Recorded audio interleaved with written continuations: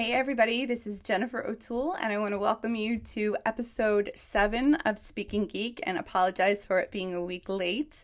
There's an old saying that kids are only willing to share two things, which are your age and their germs. Yeah, well, anyway, my kids definitely shared their germs, and so I was laid up, and it was not a pretty thing last week, so we put it off a week. And you know what? Actually, it really worked out for the best because I've told you that I love getting your letters and your emails and your posts because that it really makes me feel like, okay, this matters to people. Because there are some days I'm like, oh, who cares? Well, apparently a lot of people care. And I'm really glad that Speaking Geek has come to mean so much to so many people. Thank you for giving me that back. I really do appreciate it. It means more than you know. So I got this one particular letter this week from Colin in the UK. And I have to say that I've always been a bit of an Anglophile, but I've spent a lot of time in England over the last couple of years. My publisher's based in England. I've made some just fantastic friends who have really become like family over there. And I wouldn't have understood this at first, but he said to me, being a Brit, that he uses the word awesome, very reservedly. And I know the first time I went over to England, talk about, I threw everybody off because here I am, bubbly, blah, blah, blah, blah, blah, blah, blah, bubbly girl. And I think they had no idea what to expect, which was, doubly so in Denmark. So whatever, it's okay. You take you with you, and that's the way you are. But I really appreciated that Colin, with that British reserve, was still willing to go there and to tell me that that Speaking Geek meant so much to him in his journey. He is an adult and was diagnosed just last year, and before that, like so very many of us, was not in a good place and was really hurting, and I love that he could say that and know that not only would there not be any judgment, there would be compassion and empathy. So, I was really moved. And he asked a good question at the end of his letter and said, perhaps a topic for Speaking Geek? And I thought, well, heck yeah, absolutely. I want to make sure that I am answering questions that are relevant and that you guys want to know about.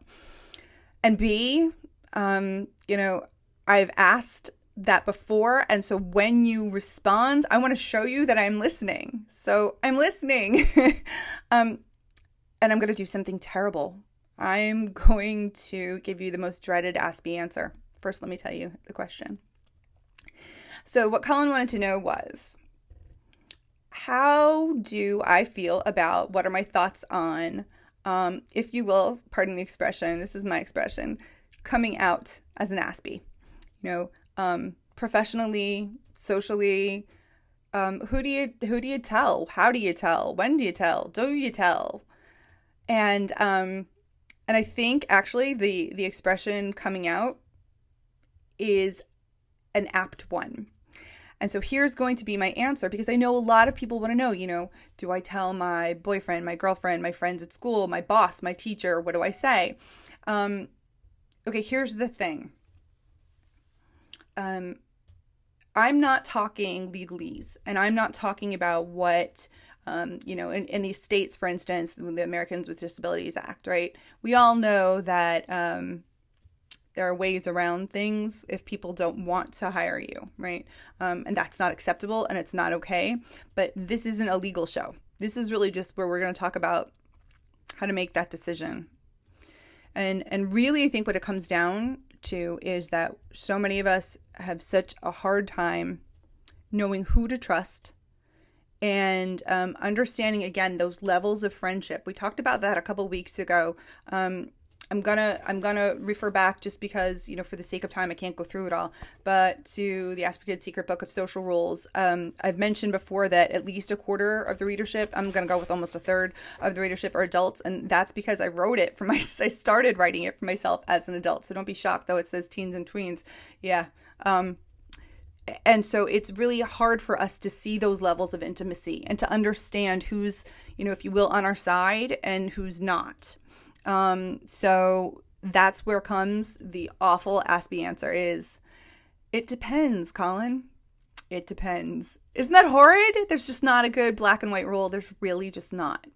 So first, if you'll indulge me, I'm just going to read to you literally just a smidgen from the introduction to the rule book. Okay, but here we go. Most importantly, do not ever try to be something or someone you are not. Ever. Remember what I said about my always feeling like a poser or a fraud? It's a horrible way to live. These rules, the social rules here, aren't going to turn you poof into a neurotypical person, which is a good thing. Being an Aspie isn't something to hide. Actually, it's something to laugh about and even be proud of. It puts you in the company of minds like Thomas Edison, Bill Gates, Marie Curie, Emily Dickinson, not shabby company people. Information, more often than not, brings about understanding. And I want to say that again. Information, more often than not, brings about understanding.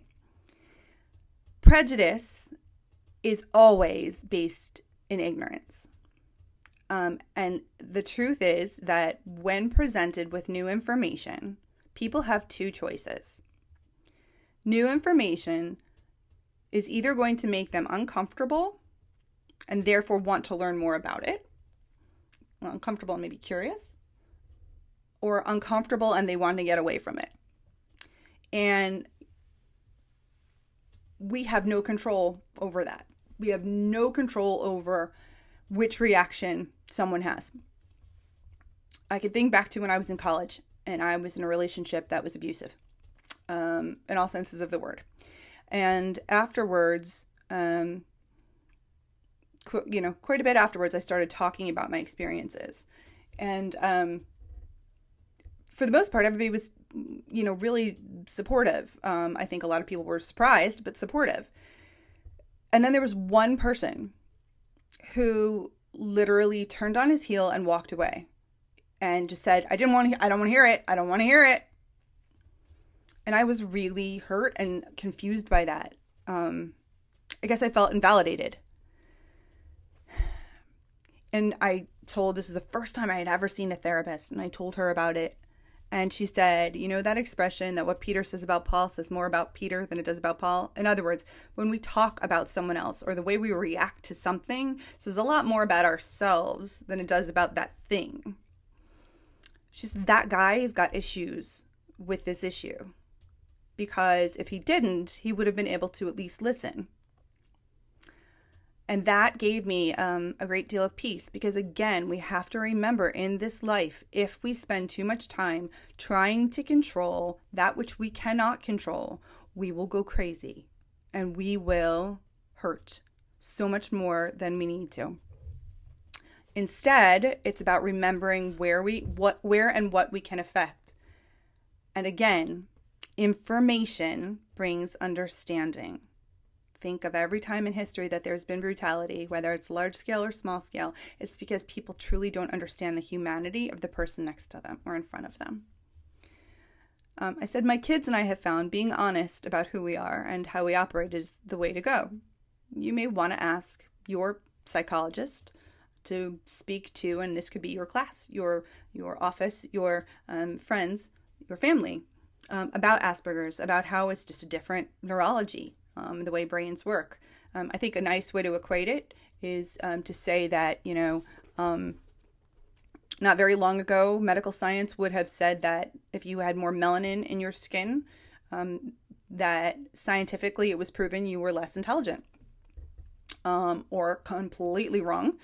Same way that, not very long ago, being gay was diagnosable by the same medical standard or same book rather, the DSM, that diagnoses AS as a disability, meant that homosexuality was in fact a mental illness. So I think the idea of coming out as a parallel is a pretty good one, because in many, many ways, really, that's what it's about.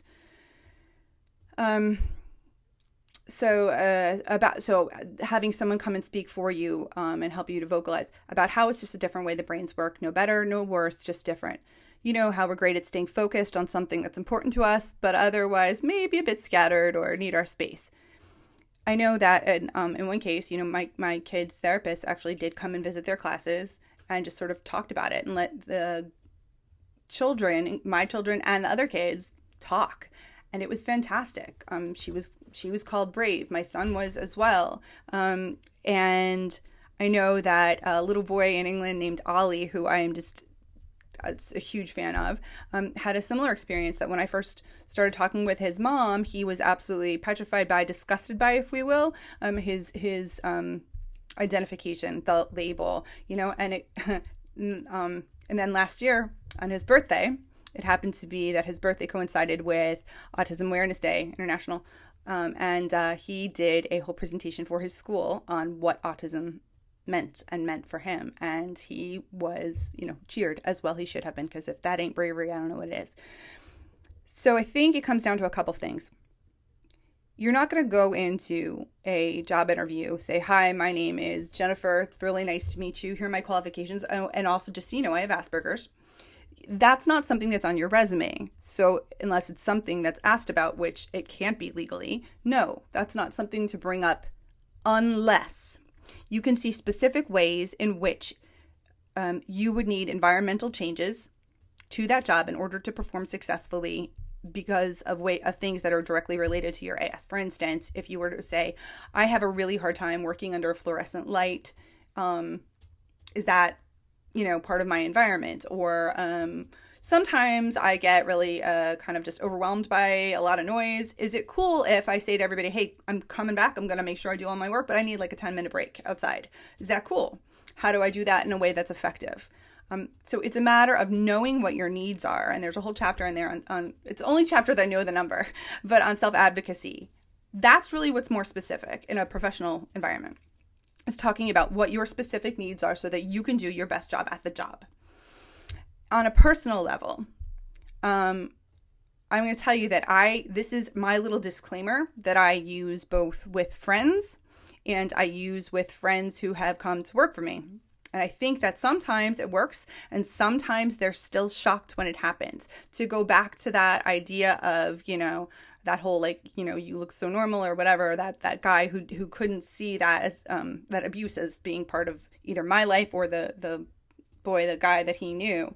Well, sometimes we forget to wear I'm on the spectrum t-shirts, right? And so we'll get the, but you look so normal. And that's when the answer to that is, well, I am. It's just that typical and normal aren't synonyms, but it's kind of cool. I do have a bit of a different neurology, which gives me the ability to focus on things that are important for a really long time in a really specific way and remember a lot of information about those things. And that's really helpful. Point out the good as well, because to everything there's a flip side. And then to that, here is pretty much my almost verbatim what I say. It's my disclaimer. I say, I am a good person. I have a good heart. I will mess up. I will step on your toes. I will hurt your feelings. I will offend you. I will come across as short or uncaring, perhaps even. I will. It's not a matter of no, you won't. Maybe no, I will. It might be in writing. It might be in person. I might make a generalization because you've done one thing one time. I expect that something else is okay when by you it's incredibly not okay. And for those things in advance, I apologize because my intention will never be ever to hurt you. And so here's what I ask of you. Please give me the benefit of the doubt. When and if you feel slighted, disrespected, stepped on, hurt, before you hate me, before you decide you don't want to be around me anymore, or if you've had a long-standing relationship, before you get upset with me again, now that I understand the way I work and that there are some things I literally cannot see, because there are some things that I literally can't. Just like if I took out my contacts, I couldn't see you. I could try, but I can't. If you feel those things, any of those emotions, please let me know. Before you let someone else know, before you judge me as a human being, as a person, or our relationship, or yourself, please give me the chance to hear about it, to thank you for that, to think about it, and to either clarify what I meant, change what I'm doing there in the future, or apologize to you, or maybe all of them. But under it all, to assume that I'm a good person and that I never intended to hurt you, slight you, or offend you ever in the process. And that's your clue. And that's where the responsibility, my friend, I ask, could please be yours. Just as much as I have a very dear friend who several years ago almost entirely lost her hearing. And I would sort of serve as her hearing ear friend as opposed to seeing eye to whatever friend, because we'd go to parties and she didn't really realize how profound the loss was, and people would think she was snobby because she wasn't responding to them. And I would sort of say, she can't hear you. This does the same thing. And again, this is a lot in the Book of Social Rules about establishing a circle of people who you can use as a buffer and as a reference point. But when you put that out there ahead of time and you say, these are the ways I'm going to stumble, you're letting them know. And then, honestly, the burden is on them. Again, information breeds understanding. So explaining as much as you can. Throw them on the Aspie Kids page. Say, here, look, see, this is what it is. It's literally a different wiring. I would love to tell you I can't see what you do. But guess what? You can't see everything I can. So, But in doing that, I've had friends who have absolutely taken that verbatim and have come to me and said, look, I heard this or I was told this. And before I get upset, hurt, angry, I'd like to let you know this is what I heard. What do you have to say? I started crying the first time that happened, not because I had done anything wrong. I hadn't, but because this person had given me the benefit of the doubt. This was one of the first times that had ever happened in my life. And I was so grateful. And I said as much. And I was able then to explain the situation and to see some places where my communication maybe hadn't been ideal, but how intention and goodwill had always been present. And that helped my friend to know that I had never been, if you will, out to get her or insult her or whatever, and talk behind her back. And it helped me because I realized that it was worth saying those words. And sometimes people don't listen. Because I've also had people say, don't use it as an excuse, even after I had done that and then something went wrong. And that's not an excuse. And those are the people that we can mourn are no longer in our lives, but we can also know that are better for not being in our lives because they will only cause us to judge ourselves unfairly. So that's an awfully long answer, especially when the answer is really, it depends. But what it comes down to is knowing how to self-advocate, understanding levels of friendship and intimacy, and how long you should know someone before you can trust them.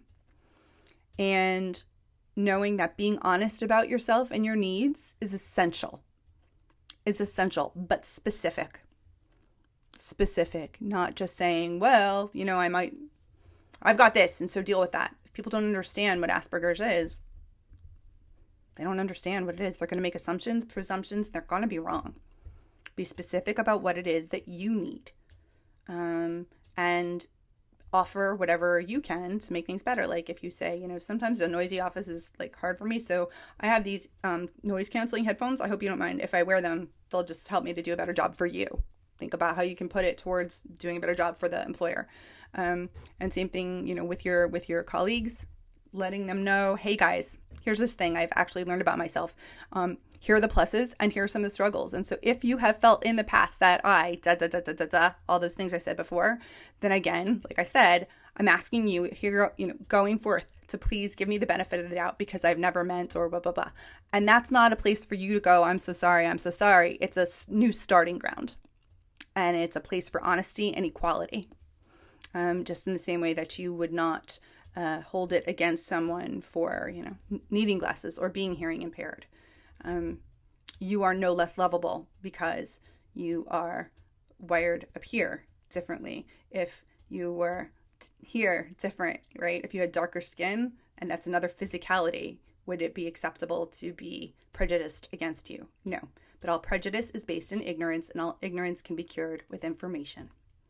So it's your job to get, and Aspie Kids is full of, easy to digest, easy to put it out there info. That's what I have to say is it depends. But if you're clear, if you're specific, and if you're genuine, and you're picky, and you are willing to surrender and let go of people who don't get it, because there are people who will not get it, then you're going to be more than okay. You're going to be awesome. Thanks so much for spending this time with me, and I will see you next week on Speaking Geek. Again, just like Colin did, send me your questions. It's the best way for me to know that I'm hitting what you need to hear. So it's Jennifer@AspieKids.com. Get over to the website, grab yourself a copy of this and the other books. I promise you, they will make life easier for you, and that's what it's about. Take care, everybody. Have an awesome week. Bye.